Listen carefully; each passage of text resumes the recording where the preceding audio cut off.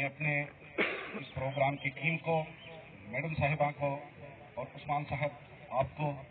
दिल की यथा गहराइयों से कौमी अमन कमेटी बैनुल मज़ाहिब और तमाम बहावलनगर के शहरियों की तरफ से आपको आपकी काविशों को सलूट करते हैं हम कि आपने ये सबक किया कि बहावलनगर शहर में जो हमारे स्टूडेंट हैं किसी टैलेंट की कमी नहीं है इनके पास।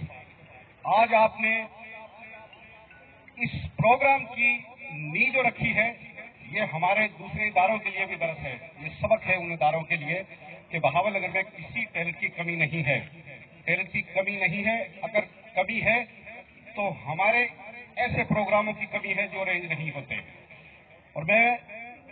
अपने इंतजामिया से ये गुजारिश करूंगा कि ऐसे ही प्रोग्राम हमारे स्टूडेंट में स्पोर्ट के प्रोग्राम भी होने चाहिए, हमारी बच्चियों में भी और बच्चों में भी, ताकि और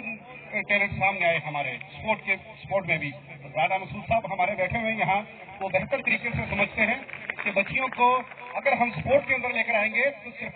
बहावलनगर नहीं, पंजाब नहीं बल्कि पाकिस्तान के अंदर हमारे टैलेंट आगे आएंगे। और ये मैं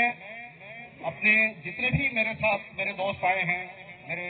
यहाँ कौमी अमन कमेटी बैनुल मज़ाहिब के पीर बहादुर अली